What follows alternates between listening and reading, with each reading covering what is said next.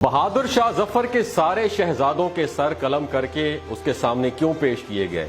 कब्र के लिए उनके शहजादों को जमीन की जगह क्यों नहीं मिली? आज भी उसकी नस्ल के बचे कुचे लोग भीख क्यों मांगते फिरते हैं? एक बहुत बड़ा सवाल है।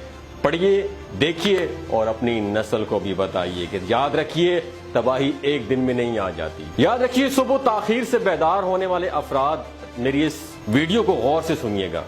जमाना है 1850 के लगभग का था, मकाम दिल्ली का, वक्त सुबह के 3:30 बजे का था। सिविल लाइन में बिगल बाज उठा है। 50 साला कप्तान रॉबर्ट और 18 साला लेफ्टिनेंट हेनरी दोनों ड्रिल के लिए जाग गए। 2 घंटे बाद तुलुए आफ्ताब के वक्त अंग्रेज सिविलियन भी बेदार होकर वर्जिश कर रहे हैं। अंग्रेज औरतें घुड़सवारी को निकल गई हैं। 7 बजे अंग्रेज मजिस्ट्रेट दफ्तरों में अपनी अपनी कुर्सियों पर बैठ चुके हैं।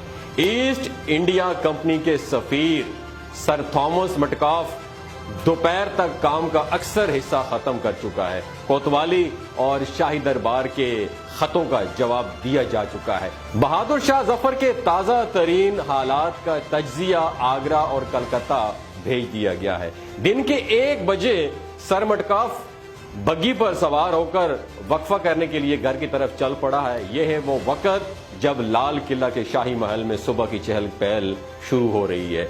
जिले इलाही के महल में सुबह सादिक के वक्त मुशायरा खत्म हुआ था, जिसके बाद जिले इलाही और अमायदीन ख्वाबगाहों को चले गए थे।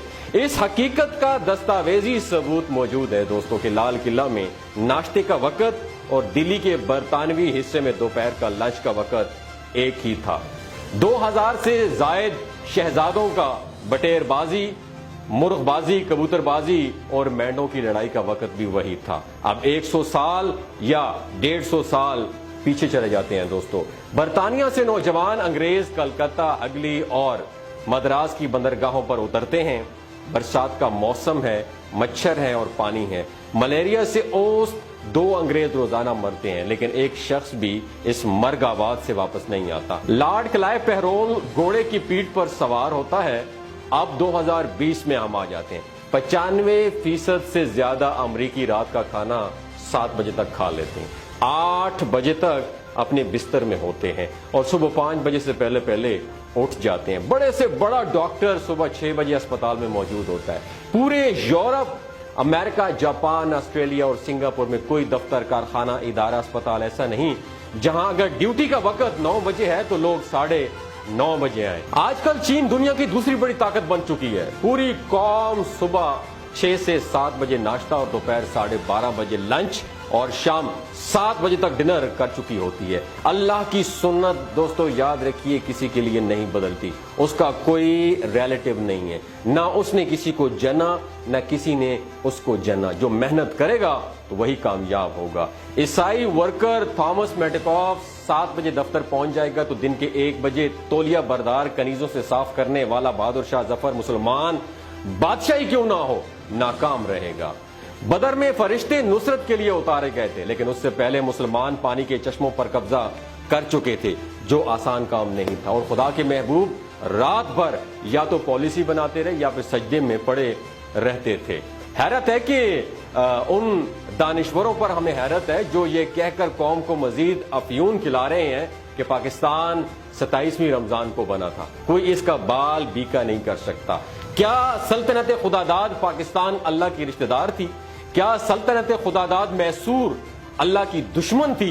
टीपू सुल्तान की जो सल्तनत थी, जिस मुल्क के वोटर्स जहनी गुलाम हो, पीर गुंडे हो, मौलवी मुनाफिक हो, डॉक्टर बेईमान हो, सियासतदान और पुलिस डाकू हो, कचहरी बैठक हो, जजेस बेतबार हो, लिखारी खुशामदी हो, अदाकार भांड हो, टीवी चैनल पर मस्खरे हो, ताजिर बेईमान और सूदखोर हो, दुकानदार चोर हो, आवाम बेकराम हो, जहां 3 साल की बच्ची से 50 साल तक की औरतों पर रेप आम हो और मुजरिमों को सियासी दबाव में आकर छोड़ दिया जाए। इस्लामाबाद मरकजी हुकूमत के दफातर है या सूबों के दफातर हो या नीम सरकारी इदारे, हर जगह लाल किला की तर्ज जिंदगी का दौर दौरा है।